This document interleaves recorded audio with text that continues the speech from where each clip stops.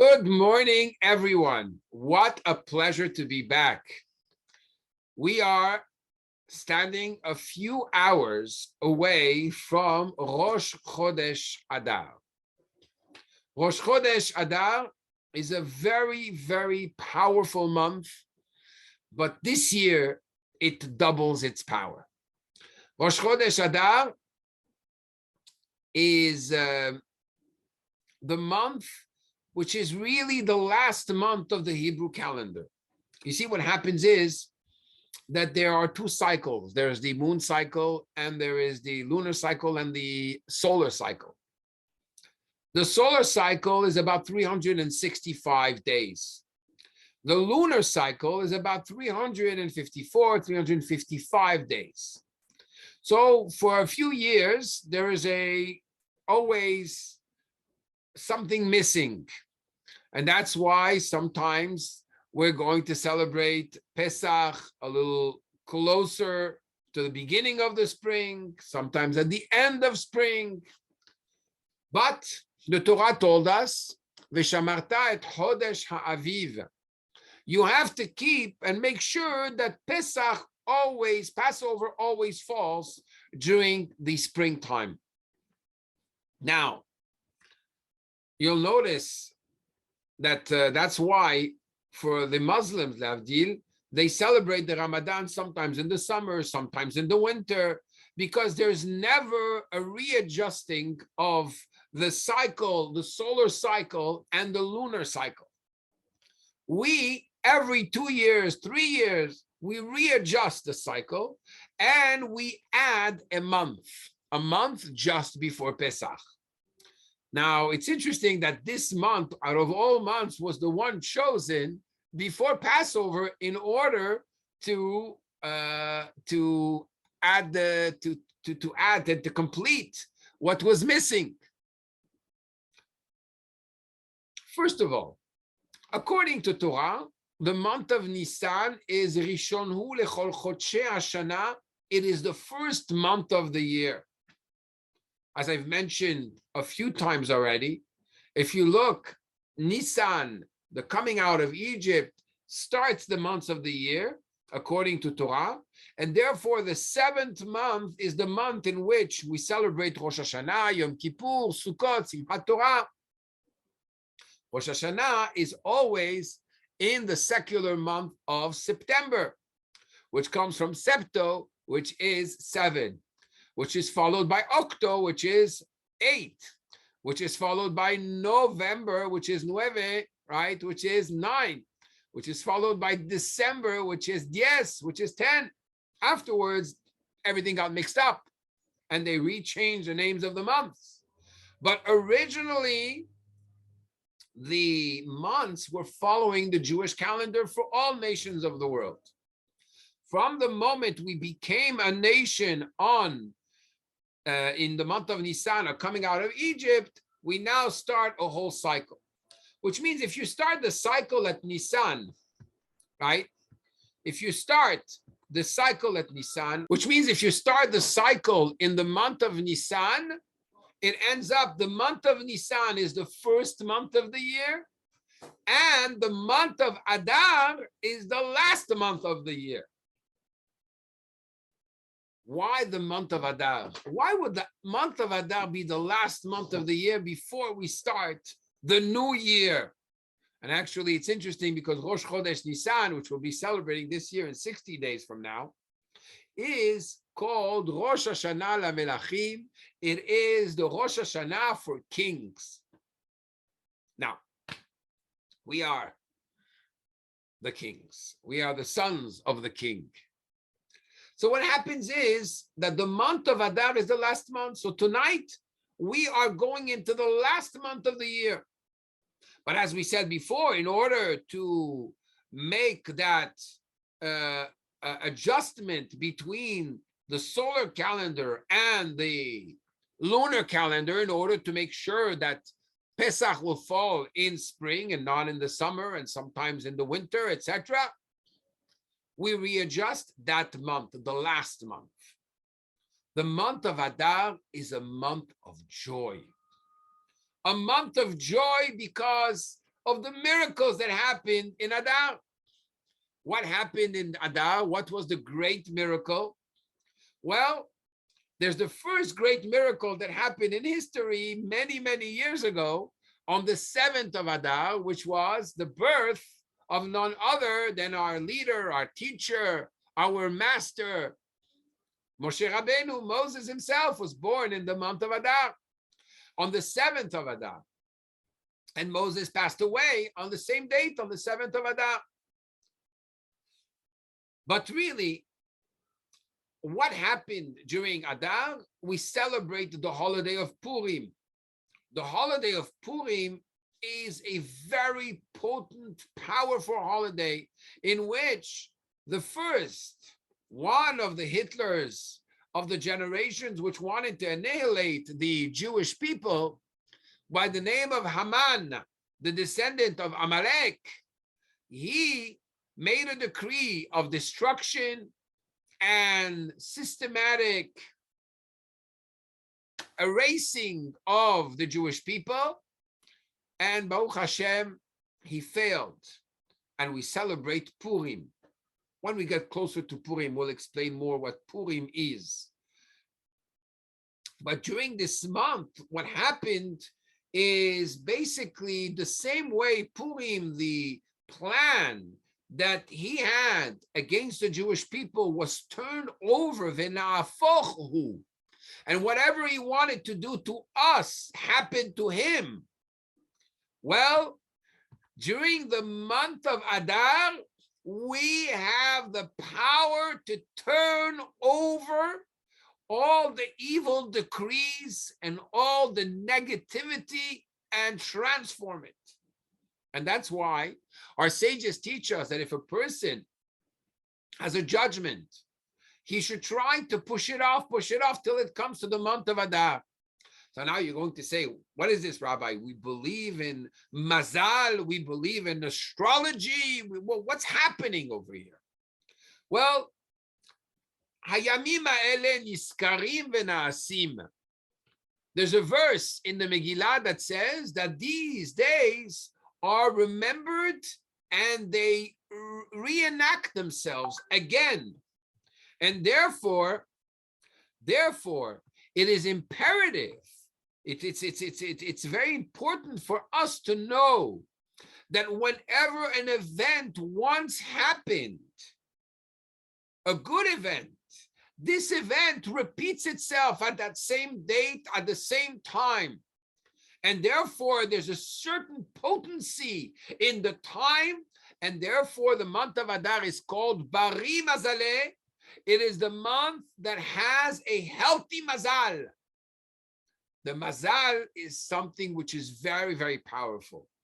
When we speak about mazal, people think luck, mazal. I don't have mazal. I do have mazal. Do the Jewish people have mazal or not?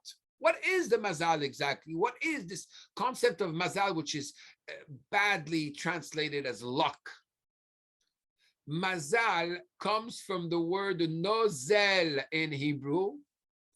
Nozel means to flow.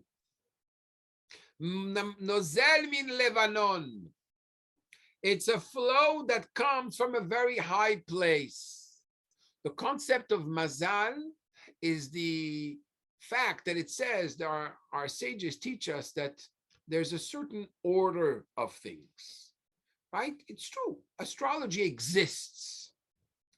But it says, our sages discuss, are we subjugated, are we subdued to the mazal, or are we not subdued to the mazal?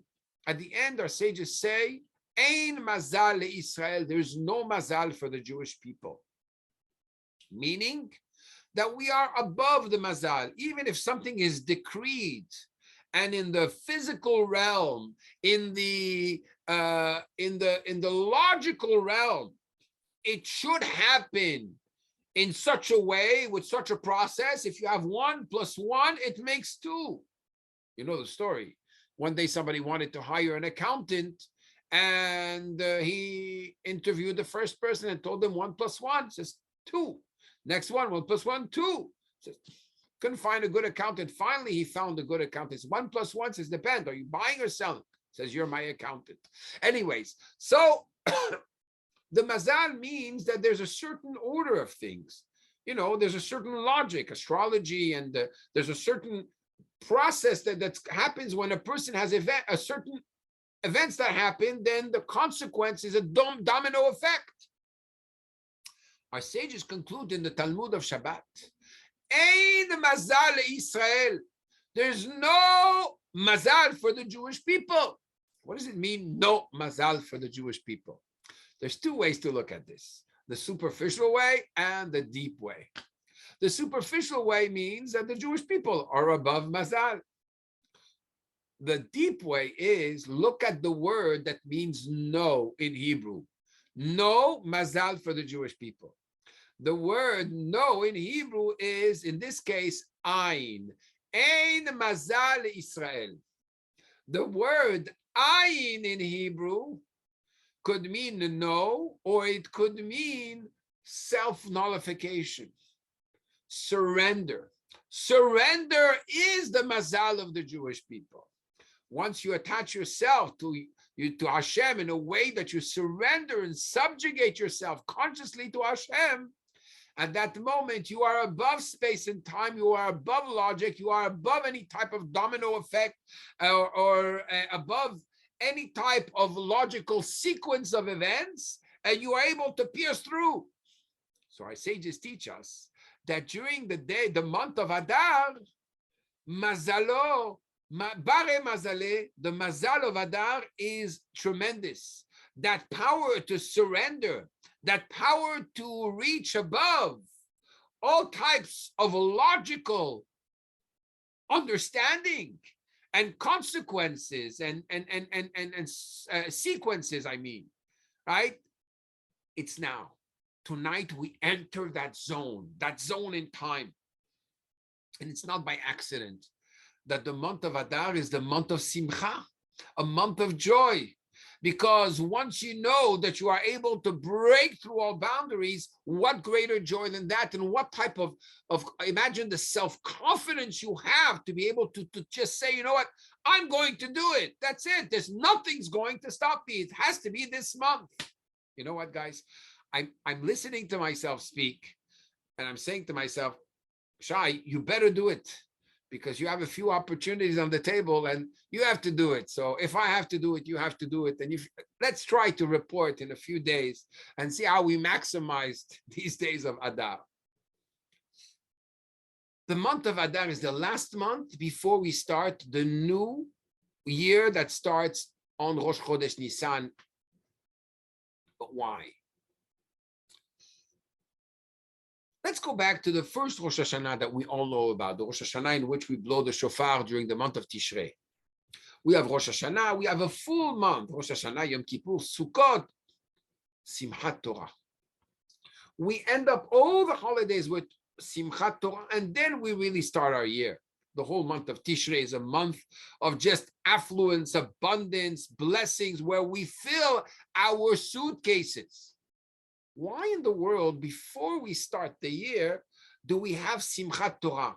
I'd like to make a little parallel here between the fact that we start the year, before we start the year, after Rosh Hashanah, we do it with Simchat Torah, and before we start Rosh Chodesh Nisan, Pesach, it's with the month of Adar. Both of them express the concept of joy. But not any type of joy. This is not just simcha. It's simchat Torah. It's a simcha that breaks boundaries. It's the simcha of Adar, simcha of Purim, which breaks boundaries as well. Why? The Rabbi explains about the simchat Torah. He says, imagine you have so many blessings that you gathered, so many suitcases you filled during all the holidays. And you have this abundance, right? Imagine a great ocean of blessings.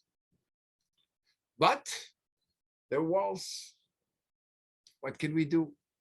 Sometimes it's because of our own doing. Sometimes it's because of our belief system.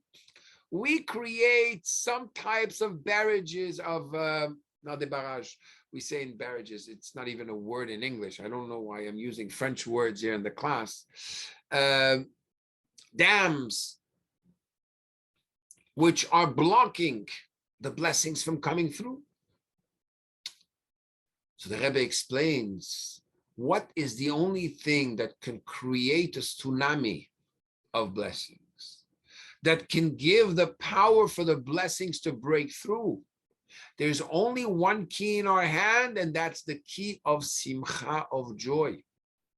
Joy has the power to break through all boundaries and make sure that these blessings that shouldn't get stuck in the month of Tishrei, but they should be able, like a tsunami effect, to break through, and of course not destroy, but fill the whole year with so many tremendous blessings that in all areas of our lives we should not have difficulties. We should be able to focus on what's important.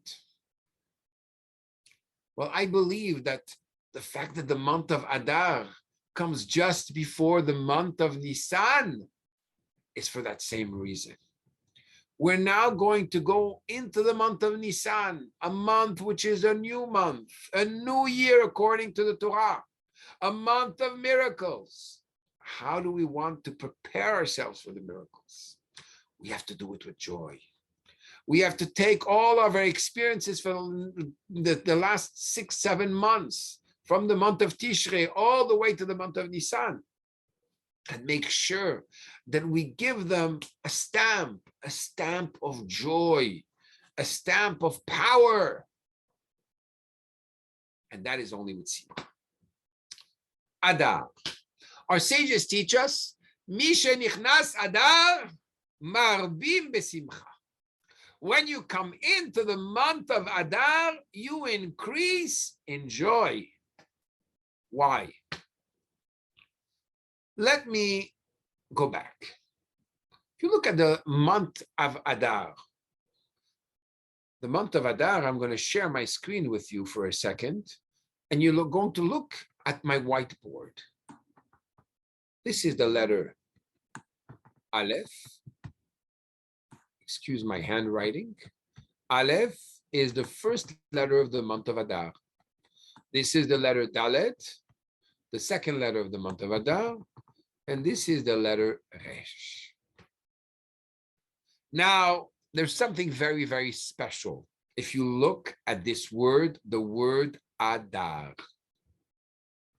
When you look at the word Adar, there's the letters Dalet and the letter Resh. Now, the letters Dalet and Resh, they look very much alike, right? They look very much alike. One is square, the other one is the other one is round. Now, let's explain the difference between both of these letters. At the beginning of creation, if you look, for example, in the Shema Israel, we say Shema Israel, Adonai Eloheinu, Adonai Echad. Listen, Israel, the Lord is our God, the Lord is one. Dalet. Dalet is a big Dalet, it's a big square Dalet. If you look in Parashat Kitisa, it talks about idol worshiping, and it says, Lo tishtahave le'el aher, do not bow to a God, which is another. Interestingly enough, the Resh is a big Resh as well. Now, you're going to ask me, but what is the difference between the Resh and the Dalet? If you look at the screen again, you'll see that the difference is that one is square. I'm sorry, it's very hard to write on a board like this. One is square, and the other one is round. So the one which is square represents the unity of God.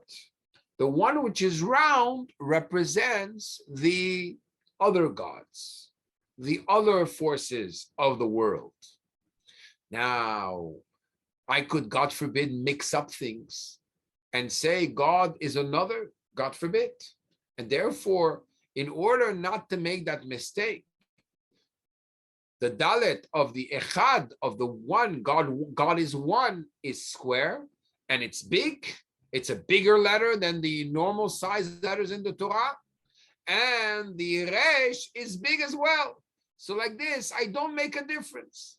I'm sorry, I make a difference between both. I'm able to see the difference between both.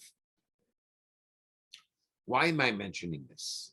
Because in the month of Adar, you have both the dalet and you have the letter resh, which is very interesting that you should have both letters representing two sides, two opposite concepts at the same time. One, the unity of God, and one, really what seems to be the opposite of the unity. To understand this, let's go back to the beginning of creation. Adam and Chava are seduced by a snake. They eat from the tree of knowledge. Once they ate from the tree of knowledge, of experience, at that moment, basically, they have a doubt. They have a doubt how they're going to sustain themselves. They are punished by Hashem. How are they punished by God? The punishment of the man is kotz v'dardar tatzmiach lach. You will now have to work the land. And when you work the land, things are not going to be so simple. Why? You're going to have kotz. Kotz is thorns. Dardar in Hebrew is thistles, right? And basically weeds. And you're going to have to take out the bad from the good in order to make sure that your land gives you good produce. That's the curse of man for doubting Hashem and believing in the snake and eating from the tree of knowledge. When the woman was asked, when Chava was asked, why? Why did you eat from the tree that I told you not to eat from? What was her answer? Hanahash hishi ani. The snake seduced me. It's interesting because in the word hishi ani, you have two words. The word hayesh and the word ayin, which means hayesh, does he exist?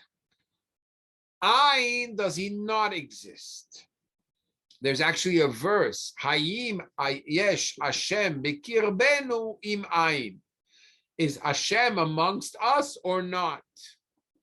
The word hishiani, seduced, alludes to the fact that she had again that doubt.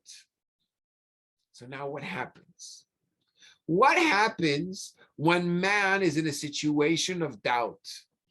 Sometimes it could be a doubt between two good things, but a doubt between two good things can be draining because a person still doesn't know. Our sages teach us, Ein simcha ki atarat hasefekot. There is no greater joy than the joy of certainty. Once I know where I'm going, what I'm doing, and this is the right thing, at that moment, the joy a person experiences is tremendous because he's going to go full force. But when a person is driving a car looking at a rear view mirror, or, when you get that Waze or GPS signal telling you to turn in 300 feet, and the exit is just before you, and you ask yourself, does it mean 300 feet is now, or there's another exit which I'm not seeing in 300 feet, right? It's very upsetting. And then you take the wrong exit. We like to have certainty. Certainty is joy. Joy is certainty. What happened? What happens is that the man, as we mentioned many, many times, we are the small universe. The world, the great universe, is a small man. When we have doubts, at that moment, we cannot experience joy. We can't experience full joy.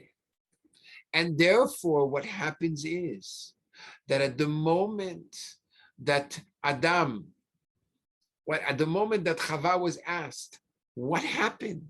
She said, he seduced me. I basically was seduced to think, I don't know, are you God? Should I fully trust in you, Hashem? Should I trust in myself? Should I trust in the snake? What should I do? Adam followed in her footsteps. As a result, what happens to Adam?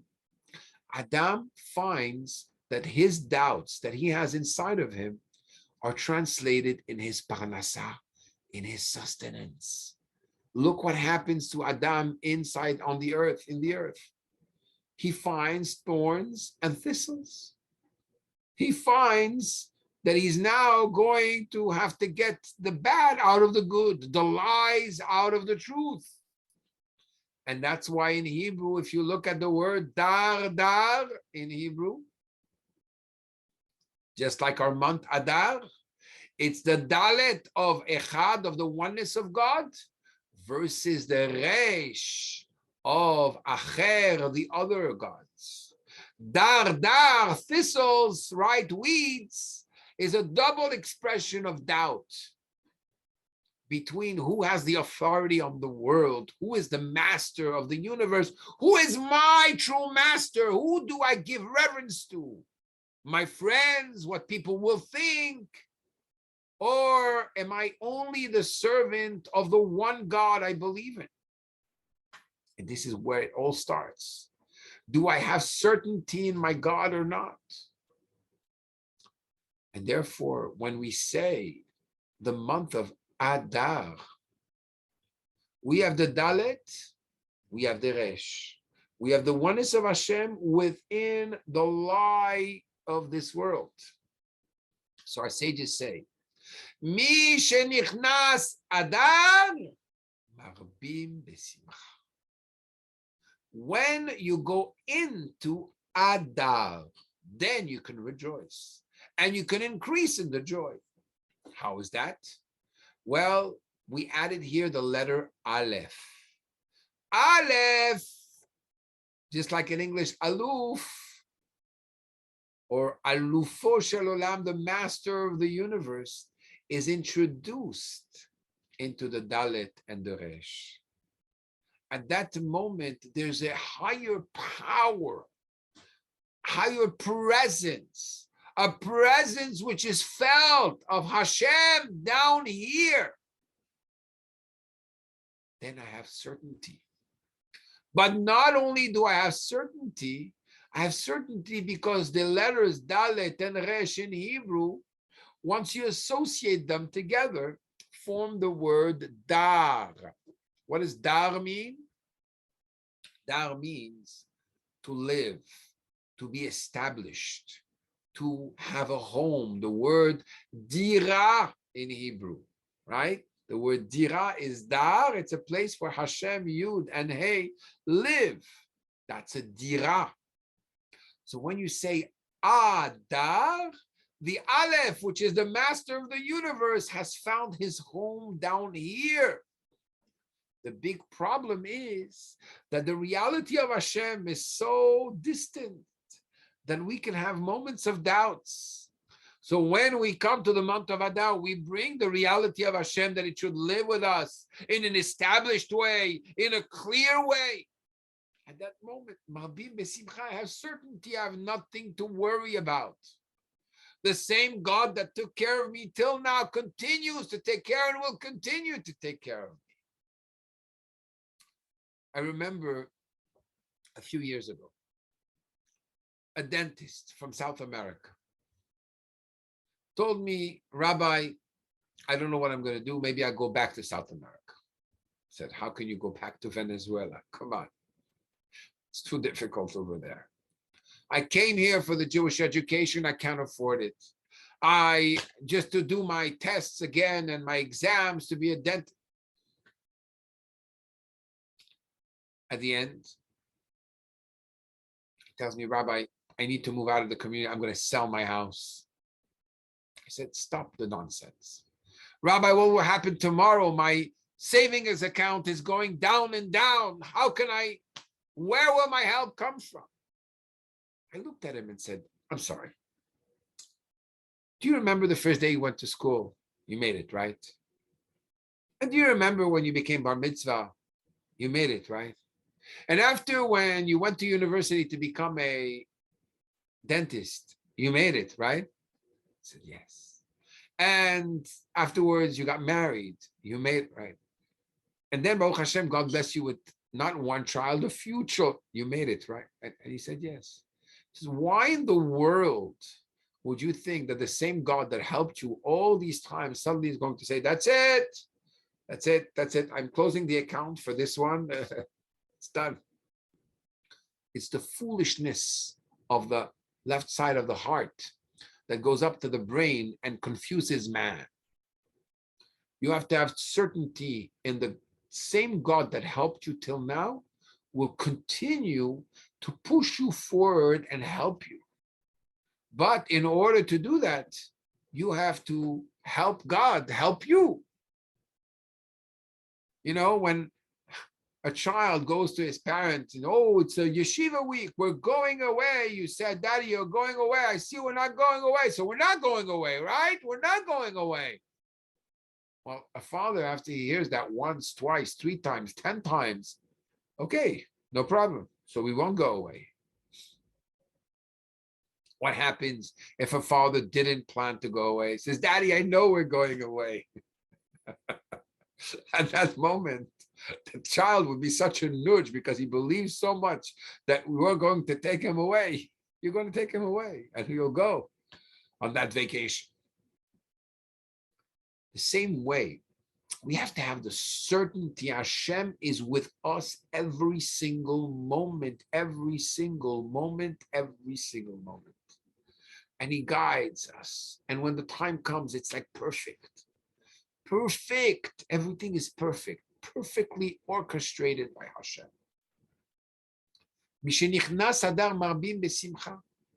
So now you have this tremendous month, which is the month of Adar, with